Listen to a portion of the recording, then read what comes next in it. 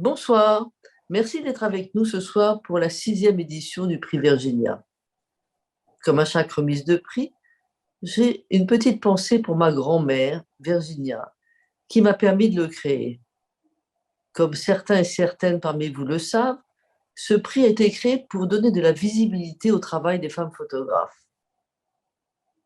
Je tenais à remercier particulièrement les membres du jury, éparpillés aux 4 coins de la planète qui ont collaboré. Merci pour votre temps, merci pour votre regard attentif, merci pour votre avis précieux. Grâce à vous, aujourd'hui, nous pouvons honorer et mettre en lumière le travail d'une nouvelle photographe. Je tenais aussi à remercier infiniment les membres de mon équipe qui, depuis des années, sont à mes côtés. Lucie Conticello, Marie Descourtieux, Mélanie Montfort, Noé Novian et Maxime Thibet. Ils m'apportent au quotidien une aide précieuse. Je te laisse la parole, Lucie. Thank you, Sylvia. So I'm just going to quickly translate what you said for the non-French speaking public. So good evening, and thank you for being with us this evening for the 6th edition of the Prix Virginia. At each award ceremony, I always think of my grandmother, Virginia, who allowed me to create this prize. As some of you already know, this award was created to give visibility to the work of women photographers. I particularly thank the members of the jury who, scattered around the world, collaborated. Thank you for your time. Thank you for your attentive eye and your valuable opinion. And thanks to you, we can now highlight a new work. I would like to thank my team, which has been with me for many years: Lucie Conticello, Marie Descourtieux, Mélanie Montfort, Noé Novian, and Maxime Thibet, for their precious help on a daily basis. And now I leave the floor to Marie Descourtieux. Okay. Hello. This is a peculiar edition, not just because of the virtual jury and the virtual ceremony, which is the second one, but also due to the high number of applications we received. 1,102 applications coming from 89 countries. This is one of the highest numbers since the creation of the Prix Virginia in 2012. Normally, we receive around 500 applications. So 1,102, what an amazing number. Many thanks to all the candidates for their passion and for sharing their amazing work. 17% of them were French. Many came from Russia, from the USA and Brazil, but also from Iran, Italy, UK, Germany, and Ukraine. We are very happy about that. More than a third of application was sent from 89 countries, from Chile to Vietnam, New Zealand, Mongolia, and Pakistan, from Sweden to China by way of India, Finland, Armenia, and Turkey, from Japan to Poland by way of Australia, Cuba, Switzerland, and Mexico. This year, the Prix Virginia really went all around the world, thanks to you. I now leave the floor to Lucie, who selected the jury.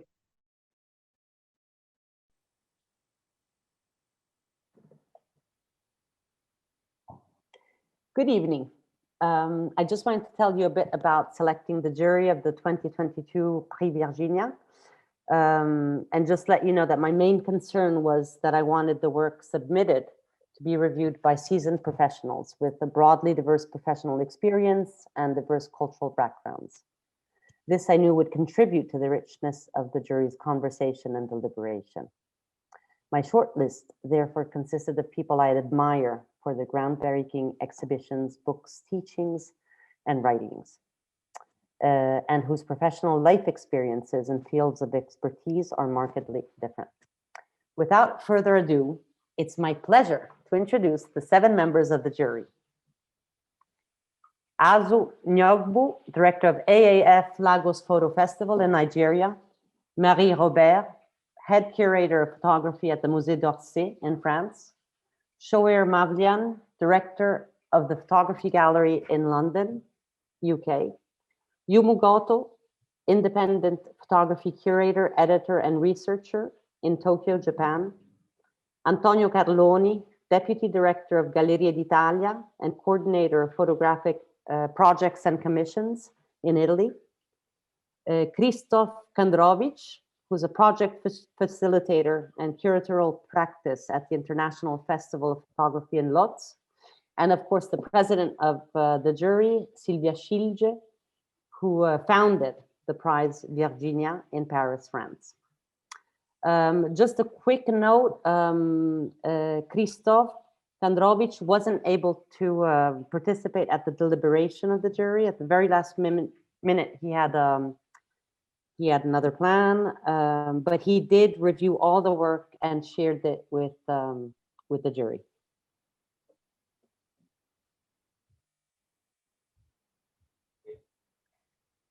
This jury chose to acknowledge the work of 10 additional photographers who they felt had presented an outstanding body of work. And these are Irina Skoda from Ukraine, Christy McKay from the UK, Jivroti Shrestha from Nepal, Yu Hiraj from Japan, Laura Chen from the Netherlands, Priya Kambli from the US, Tori Ferenc from Poland, Ke Sun from China, Leanne Olwage from South Africa, and Ela Polkowska from Poland. The jury also felt very strongly that there must be a special mention for a work they found incredibly powerful, and that is the work of Penny Wolden from the USA, who participated with a work she shot several years ago. Aujourd'hui, le Prix Virginia décerne sa 6e lauréate. Elle a été choisie à l'unanimité par le jury.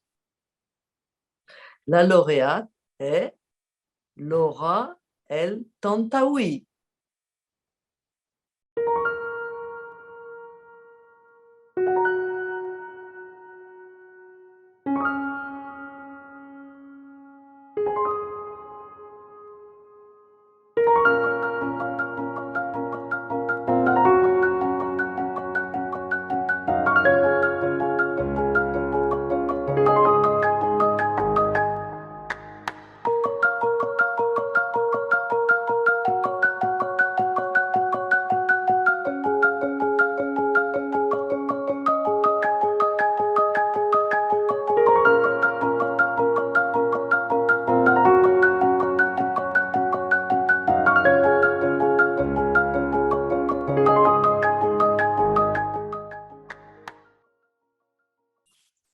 Hi. Hello. Hello. Hi Laura. Toutes mes félicitations. Hein. Vous êtes la 6e lauréate du Prix Virginia. Je suis enchantée. Thank you so much, Sylvia. You said something really nice in French, which I don't understand, but I think you said congratulations. Thank you so much. C'est un grand plaisir de vous avoir dans le Prix Virginia. Maintenant, je vais laisser la parole à Lucie, qui va échanger avec vous. Hi, Laura, and really congratulations. Yeah, I mean,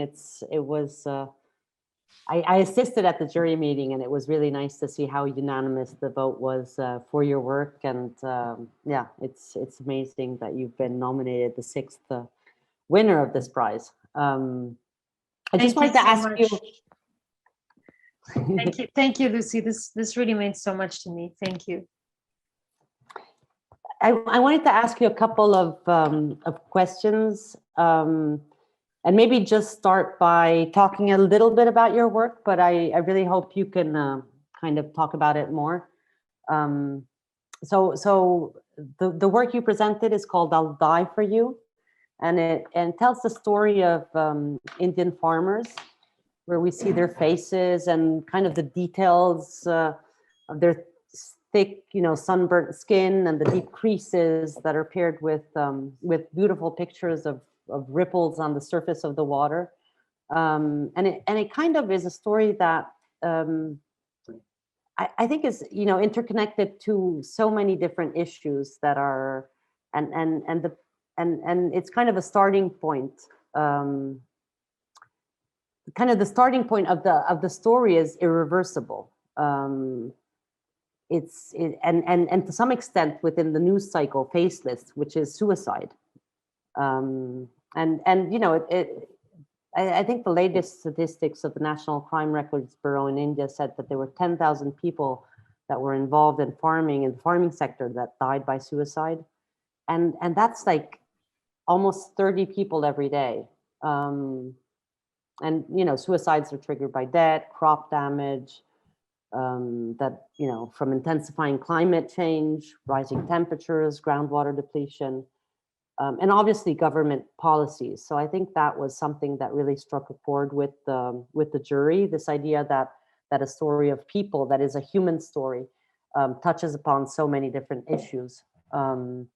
I'd love to hear you tell us more about it and how you chose the story, maybe.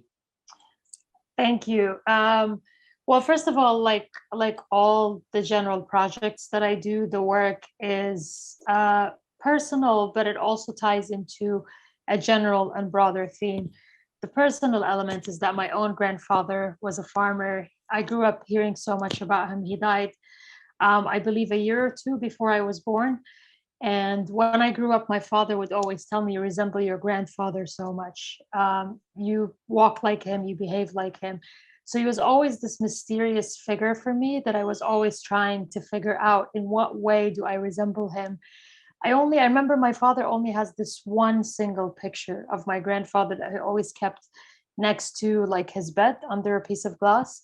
So I grew up with this mysterious figure around me. And the series began very organically after I went to India on one occasion, really as a tourist, just to kind of explore India.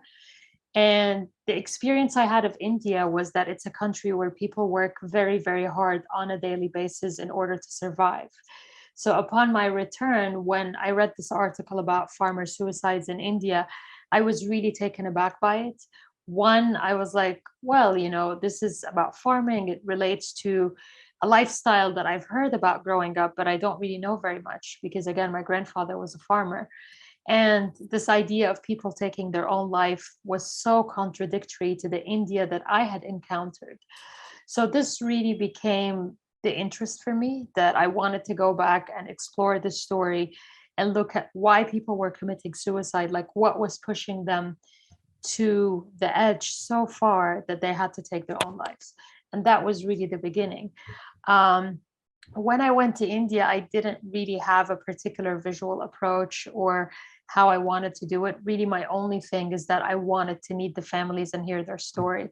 I never really tried to create sort of like an approach before I go to a place. It's really important for me that I listen to the people, listen to, the mood around me, feel the breeze, just really, and all of that really inspires the work that I do.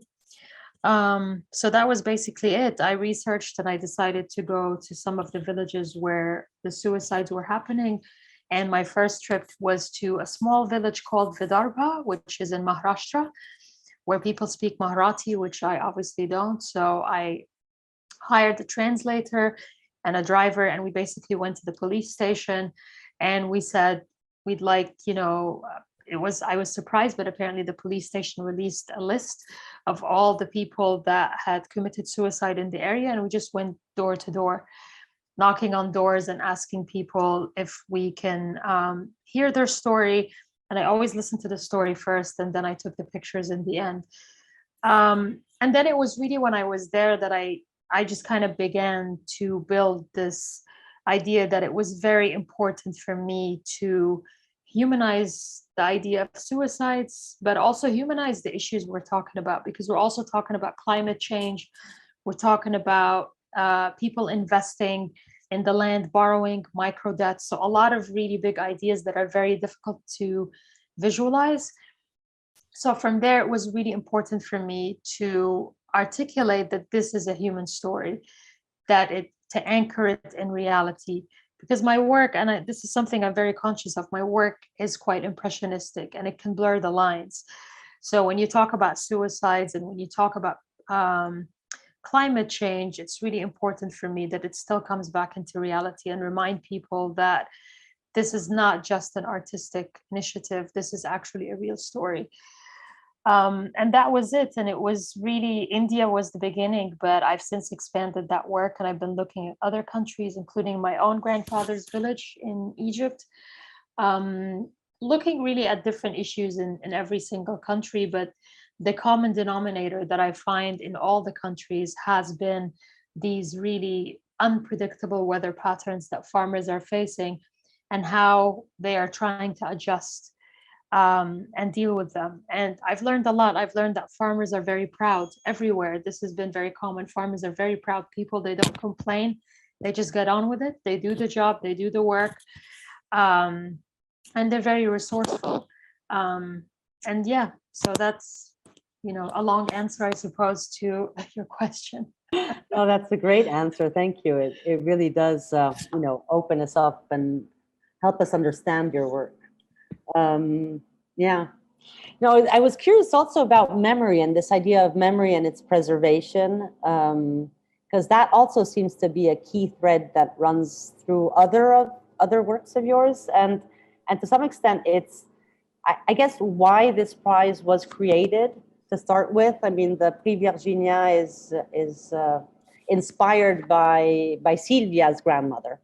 And that's whose name the prize takes. And I think in her case too, it's a way of preserving the memory of someone, dear and artistic. Mm-hmm. So I just wanted to hear a bit more why memory and its preservation seems to be important, or, is it something that you focus on? Yeah, definitely. I think for me personally, being someone that grew up in one country, but as an adult, I've sort of have adopted homes in different places. Memory is something that I'm constantly surrounded by. I'm always in one place, but thinking of another place. So this space is something that I constantly negotiate in my own life in very different ways. And as an Egyptian, Egyptians are very sentimental people. We're always looking back at our history, at our heritage, a lot more than we look forward, I think. Or maybe, I think there's an imbalance, but I think definitely we're constantly looking towards the past. So I think memory is always there. It's been there since my childhood. And I think my work as a photographer really took a different, perspective once I really realized that was there, that this idea of memory and identity was a recurring theme in my work, and that it's something that I had something to say about is, I think, what was really important. I felt like I have something to say about themes around memory, identity, heritage, home, belonging, all of these things that I've personally had to negotiate in my own life. So yeah, I think it does come back a lot, and it definitely is very much in that work, the memory of the people who died. A lot of the stories that I was hearing from the farmers in India were about, my husband woke up that morning and he was fine, but then suddenly I was told that he had committed suicide. He threw himself down a well or something. So memory was also something that was coming back in the conversations I was having with people.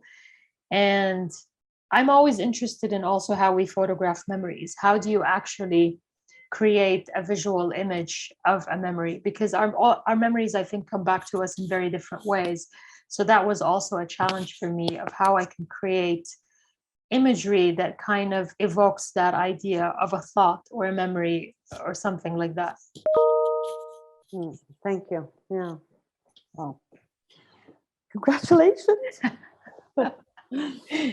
Thank you. So, how do you think the prize, the Prix Virginia, can help?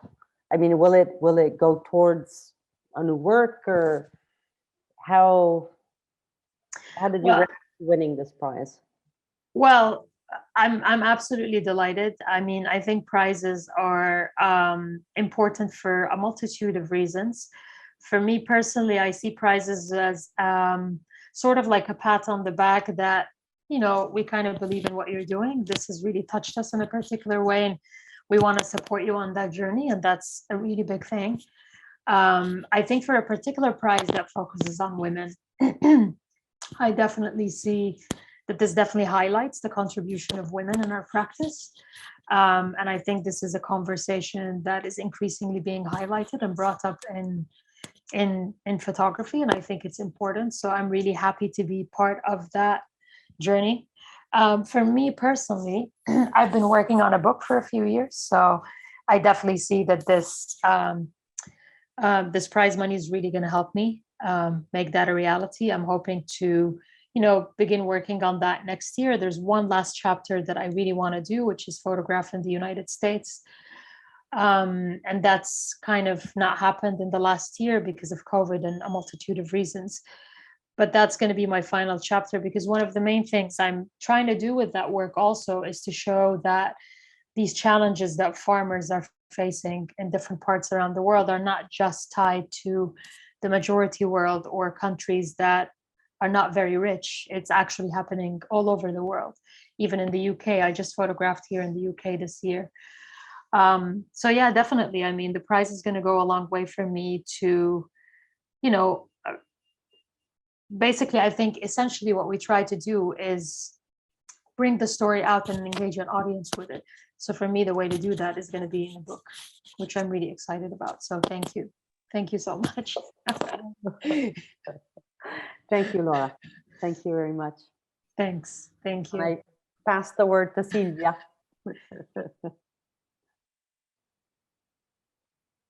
Thank you so much, Sylvia. I really appreciate the award and what you've created. I think you've created something very special. Merci infiniment, Laura. J'espère vous voir très bientôt à Paris. She hopes to see you soon in Paris. Thank you so much. Thank you so much, Et Sylvia. continuez à faire des belles photos. Thank you so much. To make this wonderful work. Continue on working on this project. Thank you so much. Thank you. Ce prix ne serait rien sans vous. Merci à toutes les candidates qui ont postulé. Je vous donne rendez-vous en janvier 2024 pour la 7e édition du Prix Virginia. À très vite. Très bonne soirée. Au revoir.